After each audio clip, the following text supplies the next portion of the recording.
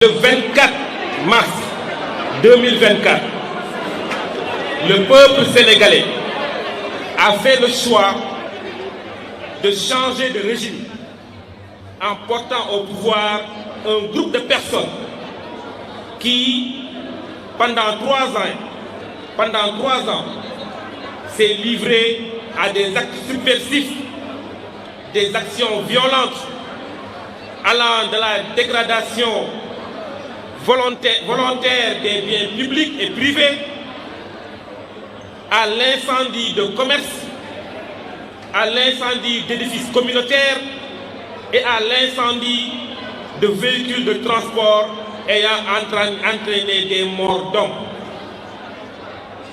L'avènement de ce régime est l'aboutissement d'une manipulation exacerbée de l'opinion publique par un discours populiste et mensonger que la VAR a fini de démontrer chaque jour.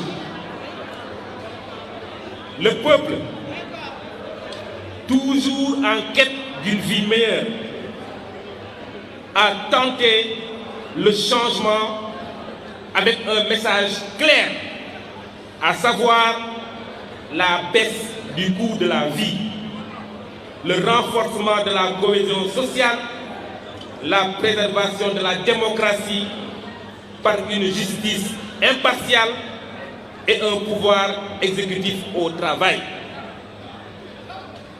Bientôt, une année que ce régime est aux affaires.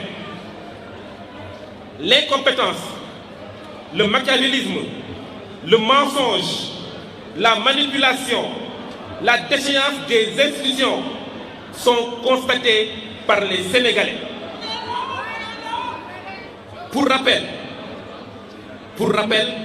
en guise de récompense, plus de 4 000 milliards déjà empruntés, un budget de fonctionnement en hausse, des déclarations mensongères sur la sincérité des budgets passés, jamais confirmés par la Cour des comptes. Voilà le bilan du régime Sonko-Diomaye.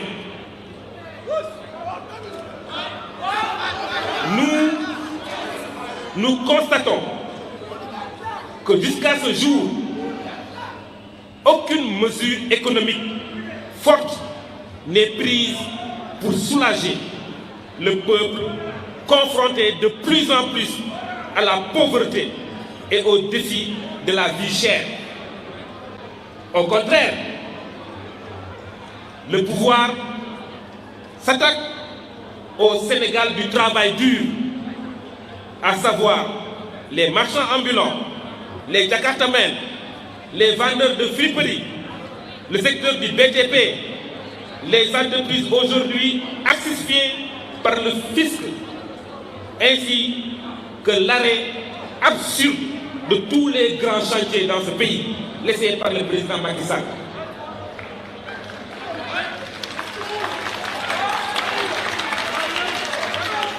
Le bilan le plus élogieux de cette année de gouvernance Sonko-Diomaye est l'emprisonnement systématique des opposants politiques comme Lat Diop, Moustapha Diakhaté, Bah Diakhaté, commissaire Keïta, Ahmed Suzanne Camara, Bougane Gueye Dany, Hadjibou Thimbo, Ahmed Ndoye et tous des innocents.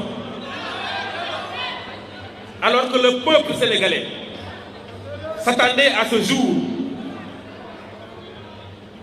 à la poursuite de nombreux chantiers entamés par son excellence le président Macky Sall, à un régime à la mairie de Dakar en éjectant Barthélémy Diaz par le biais d'une simple lettre d'un préfet par intérim. Où va notre pays? Où va le Sénégal? Après avoir annoncé et manipulé depuis des années l'opinion sur des présumés détournements de l'argent public, force est de constater que depuis une année, le régime en place est incapable de prouver ces allégations passées. Pour rappel, n'avons-nous pas entendu parler du scandale de la Covid-19, de scandale de 94 milliards, de scandale de pétrole volé ou encore de scandale du Prodac? Il avait promis de régler l'emploi des jeunes et de freiner la vague de l'immigration clandestine en 2 mois. Le récent drame de Mbour met en lumière ces 2500 jeunes qui ont péri en mer et des centaines d'autres qui sont en prison en Libye, en Algérie ou en Mauritanie ou au Maroc.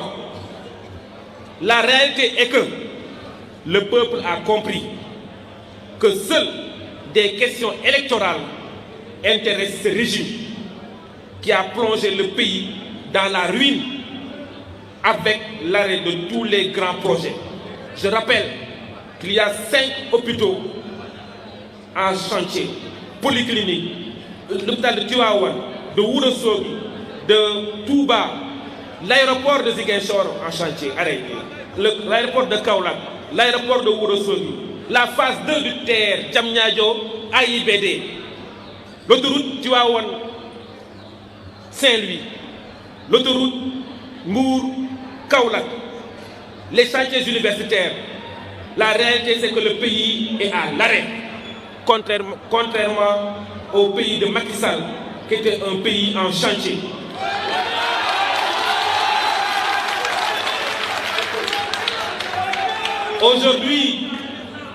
Aujourd'hui, le Fouta, comme dans certaines localités du pays, est l'une des poches de résistance face à ce régime autoritaire. Ousmane Sonko, après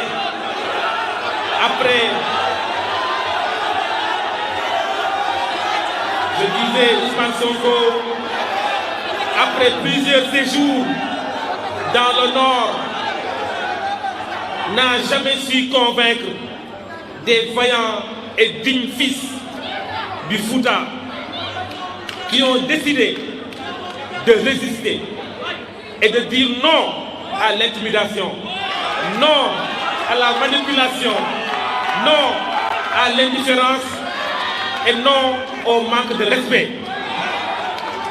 Oui, le Fouta constate aucun de ses fils n'est au gouvernement. Le Fouta constate une indifférence coupable des autorités face au désarroi des populations lors de la crue du fleuve. Le Fouta constate aucune nomination aux directions nationales. Le Fouta constate aucune promotion de ses fils. Le Fouta constate le licenciement de plus de 1000 jeunes de la région, au port, à la poste, à la LONASE, à l'UCG, etc. Nous constatons également l'annulation de milliers de bourses familiales dans la région. Nous constatons que des projets importants sont à l'arrêt. La route du Danel Mayo à l'arrêt. L'université de Matam à l'arrêt. L'hôpital de Ourossogui à l'arrêt. L'aéroport de la région de Matam à Ourossogui à l'arrêt. Sans compter l'ISEC de Matam, l'ENO de Canel. Tous ces projets sont aujourd'hui à l'arrêt. Le Fouta est sanctionné par le régime. Pire encore, l'État exécute la volonté de Ousmane Sonko, qui a publiquement dit à Agnam, lors des élections législatives, que l'honorable député Farba Ngom ne participera plus jamais à une élection.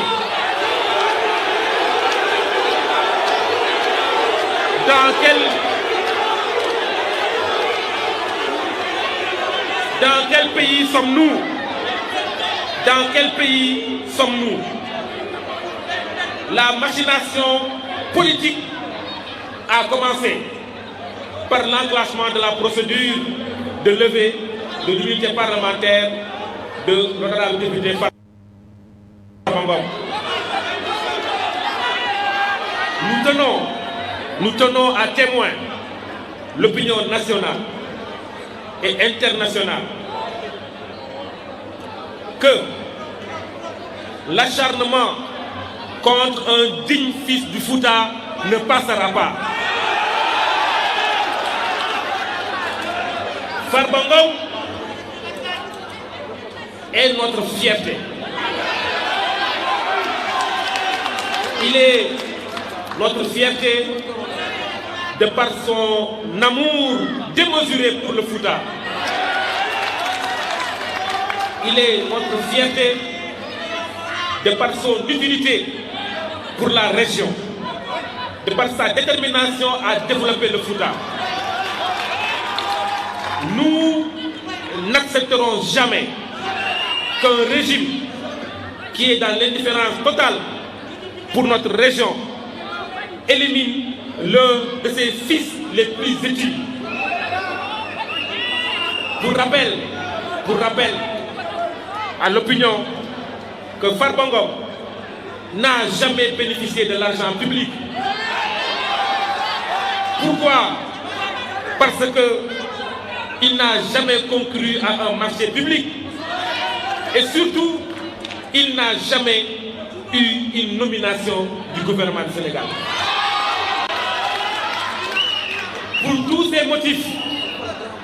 ces motifs, les responsables, les militants, sympathisants, amis et familles de l'APR et de l'honorable député Farba Ngom avons décidé de témoigner notre soutien, notre solidarité et notre engagement indéfectible à ses côtés.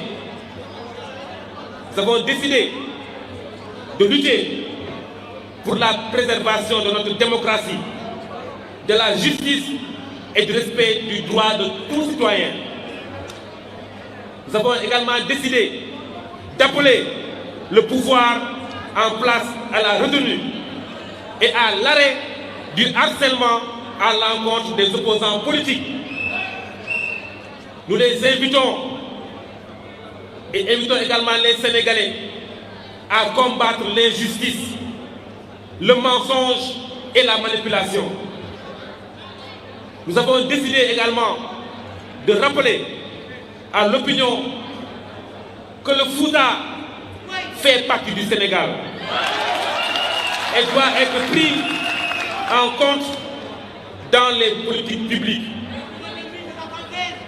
Nous avons décidé de tout mettre en œuvre pour défendre l'honorable député Farba Ngom et défendre également toute autre victime des manigances de ce régime visant à museler l'opposition.